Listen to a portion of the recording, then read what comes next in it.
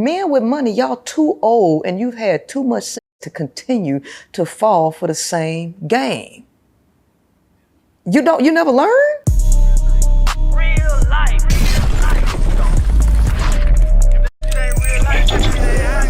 It ain't real life. Just ain't real life. Street Starz. You know what time it is. All right, what's your thoughts on the Shannon Sharpe? Who? Shannon Sharpe situation. Explain the situation. Yeah, explain the situation to me. Which we talking about the white little. Okay, this is a situation where I don't know how old Shannon. He might be 50 plus. White girl. They were in a relationship. Mm-hmm. She set him up. She was recording the phone calls. Mm-hmm. She said stuff in a certain way to where whenever it was time to go file the lawsuit, it came out and looked nasty. The text messages looked nasty, everything. And in his opinion, this is consensual sex, but she put it, let's say dominatrix, or you're doing those type of things, right? She put it out in a way that made him look like he raped her. See, this why I won't never let no man leave me. Because you say he 50-something years old. Sir, you got how many millions of dollars? You got attorneys and all kind of stuff, and you still can't make logical and rational decisions to protect yourself. Once you get money, you already know it's somebody coming after it. Right. And the first person that's gonna come after it is a vagina. Mm-hmm. You already know this. And so I can't But it's so fun. But the vagina is such a beautiful thing. Well, but y'all got to take that L. Take that L. And this is why I will never let y'all ass lead me nowhere, because you can't lead yourselves. Because it's just too easy for you to get caught up in something so elementary. Now that's an elementary school tactic. Yeah. Elementary. She didn't game him. He gamed himself. Right. He gamed himself because here's the thing. Soon as the number one, that's sad. But here's the thing: the number one failure on people's part is underestimating your opponent. At the end of the day, no matter what situation, it's a game. Underestimating your opponent, and so he underestimated, because most dudes think little young, frail girls ain't got no sense, and they go in and act like they ain't got no sense, and then they fall in their own traps. That's on you, player. So we talk about coercion a lot, but we never talk about some of the tactics that women use to draw a man in, and they switch up. It happens. So what do you call that? Well, it's all game. It's all power tactics. Here's the thing. Law number 33 in the 48 laws of power, right? Discover each man's thumbscrew. Everybody got a weakness, an uncontrollable emotion or need. That's y'all's fault that y'all's weakness is something that y'all can see and get anytime. These girls so fucking easy and so weak, especially if you got money. At some point, you ought to stop falling for sex. Y'all, with men with money, y'all too old and you've had too much sex to continue to fall for the same game. You never learn, right? You never grow calluses in that department. So at the end of the day, you're supposed to take that L. I was just gonna say, like what you said, it's like nature. Right. It's all we have. But I believe, and you're right. But I believe a lot of men, we attain status and wealth, so we can have that access to that on a level of a person who doesn't have status and wealth. Yeah, but after a while, this shit gets boring. It gets old, right? Yeah. For people, no,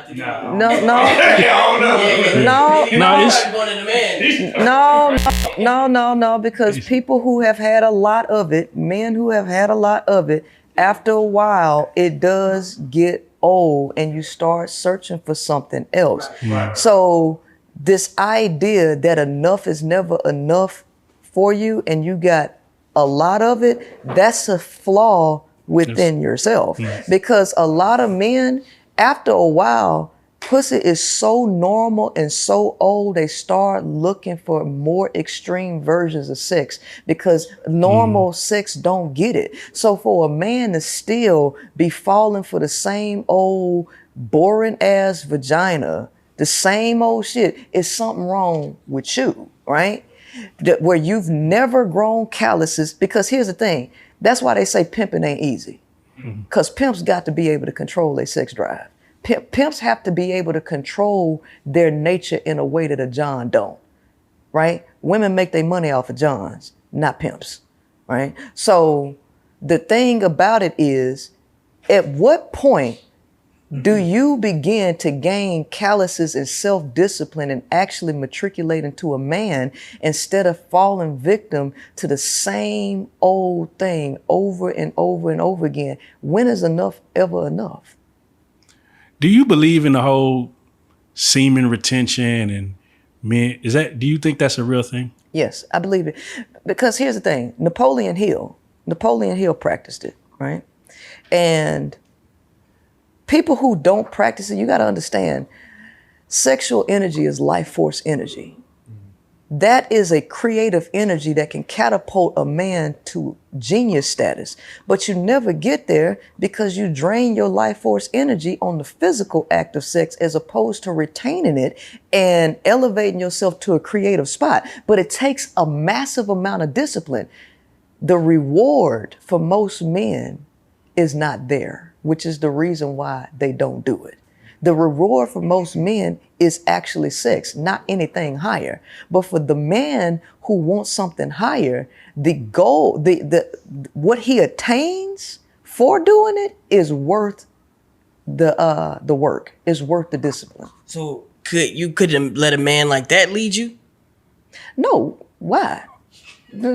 Right? I could lead myself. Look, I've been working since I was 16 years old, and I done got myself out of a lot of situations, right? So if you're gonna lead me anywhere, you've got to have already been there. The semen, the whole sexual, retaining sexual energy, I've been retaining sexual energy. I'm not a nympho. I'm not into all of that. I'm a very, very creative person, and I have a lot of willpower to move. I'm a mover and shaker, right?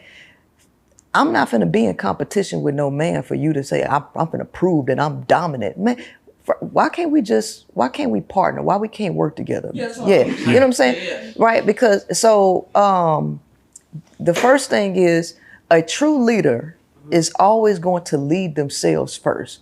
When you lead yourself, there's something magical that happens when you lead yourself. You start doing things and you start getting the attention of people based on what you're doing.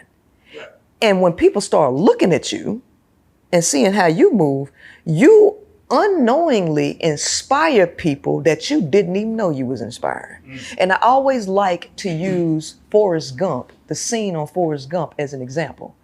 Forrest Gump started running, and he just started running and running, right? He was not in the mind frame of trying to start a movement and trying to lead people. But when he was doing him, right, doing his purpose, people started noticing him. And they decided to follow him, right? A leader is going to lead. And like General Patton say, a commander will command. But the first person that you commanding and leading is self, right? Any person that wants to scream leader and demanding that you do something and they ain't did it themselves, you don't listen to them, because a commander and a leader ain't never gonna tell his subordinates to do something that he ain't willing to do himself. You don't tell somebody to go die while you sitting behind your desk.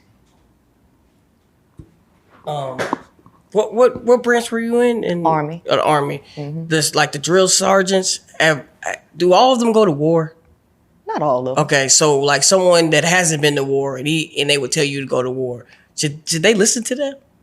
Well, yeah, because here's the thing: if you're under somebody's command, a lot of times, a lot of those people have been activated. So when you're under command, you just got to follow the commands, right? And they always going to put you in some training facility where people have already the experience. So you have peacetime leaders, and then you got wartime leaders, right? I mean, because here's the thing, leadership is leadership, but there's certain tactics and certain training that you might need to function in a certain environment. But the principles of leadership is the same across the board.